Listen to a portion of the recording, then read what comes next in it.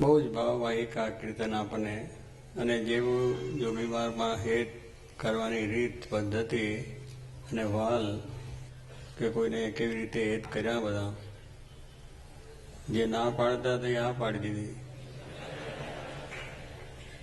કારણ કે સાધુ થવાની જેને ઈચ્છા જ ના હોય, એનો સંકલ્પ ના હોય, પણ આવ્યાને પહેલી જ વાત કરે કે સાધુ થવાનું છે. ત્યાર સ્વામી વાત કરીએ. વિવેક સાગરને પણ વાત એ રીતે જ, ડૉક્ટર સ્વામીને પણ એ જ, મહંત સ્વામીને બધાને આપણે જોઈએ છે, કોઠારી સ્વામીને બધાને, તીર્થ સ્વામીને બધાને. તો એવું હેત જ કે એમને આ પડી જાય, વહેલું મોડું થાય, એનો કંટાળો નહીં. આપણે તો એક બે વખત કહીએ ના પડે કંઈ નહીં, મારે નહીં ઈચ્છા. પણ એમને પોતાને હતું કે મારે 51 સંતો કરવા છે. બહુ દ્રઢતાપૂર્વકની વાત આ એમને. 51 સંત એક સાથે કરવા, તે ભણેલા ગણેલા કોલેજન કરવા, એવો એમનો દ્રઢ સંકલ્પ. અને એ રીતે એમને ધીરજ રાખીને બધાને ધીરે ધીરે ધીરે ધીરે વાત કરતા તૈયારી કરાવી દીધી અને આ પડી ગઈ. અને આજે આપણે જોઈએ છીએ કે એમને સત્સંગમાં એટલું અદભુત કાર્ય કરી રહ્યા છે, સત્સંગ શોભાવી રહ્યા છે, અને સાધુતા રાખી અને સેવા બધી કરે છે. એટલે કહેવાનું કે એમનું એવું જીવન જ હતું કે એમની જે વાત છે એ વાતથી દરેકના હૃદયમાં શાંતિ થતી.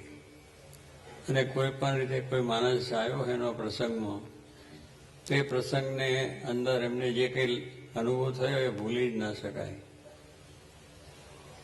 દરેક કોઈને થાપો માર્યો હોય તો એને એમ થાય કે મને બાપાએ થાપો માર્યો ને મારું કામ થયું.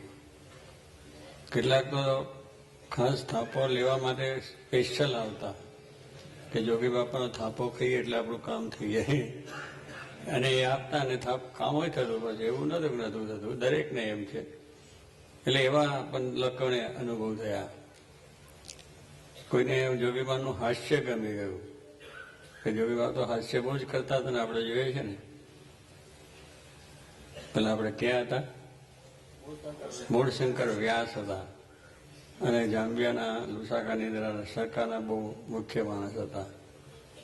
એને નંદાજી સાથે એક વખત આવ્યા દર્શન કરવા માટે, હાવ નવા રજાના કંઈ એમને બહુ પરિચય નહોતો. પણ જોગી બાપાનું એવું હાસ્ય જોયું એટલે હાસ્યમાંથી એને એના જીવમાં કહી, જોગીબાનું હાસ્ય મેં દુનિયામાં કોઈનું હાસ્ય જોયું નથી, એવું એમનું હાસ્ય લાગ્યું. એટલે દરેક ક્રિયા એમની એવી રહી, બોલવાની, રીત કરવાની, વાલ કરવાની. બધા આવે એને પછી માથે હાથ ફેરવે, કોનમાં કરે, ઓમ કરે, એવું વાલ કરે કે આપણે સહેજે સહેજે એમાં એ થઈ જવાય. અને એ રીતે એમને આ કરીશ. સત્સંગીઓને પણ દરેકને કંઈક બોલાવે, કંઈક એનો પ્રશ્ન હોય તો ધીરે સાંભળે, કરે, અને એ વાત કરે એટલે એને પેલા શ્રદ્ધા થાય કે મારું કામ થઈ જાય છે.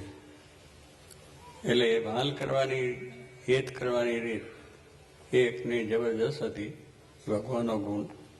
એટલે ભગવાન એમના દ્વારા આ બધું કાર્ય હંમેશને માટે કરતા હતા. દરેકના પ્રશ્નોનું નિરાકરણ પણ એમને બહુ સારી રીતે શાંતિથી કરી નાખે. કોઈકને પેશાબ કરવા જતા હોય તો ત્યાં આમ હાથ ઝાલીને લઈ જાય ને ત્યાં વાત કરીને એનું કામ પતી જાય.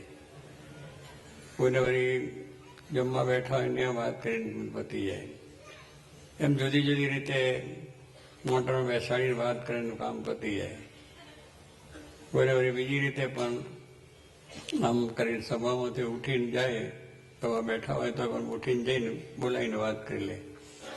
એટલે એમને વાત હેત કરવાની, સત્સંગની સેવા કરાવવાની આવી અનેક રીતો હતી.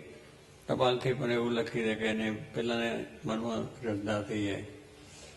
એમાં તો એમના ઘણા પ્રસંગો છે, બધા સાંભળ્યા સંતોના.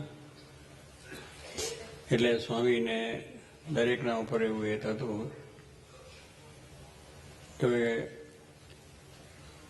મારા માટે તો આ બધા એ પ્રસંગો સાંભળ્યા છે કે શાસ્ત્રી મહારાજે જ્યારે દીક્ષા આપી ત્યારે પણ સ્વામીને કહ્યું કે તમારા આશીર્વાદ આપો, તમારા જેવો સાધુ થાય.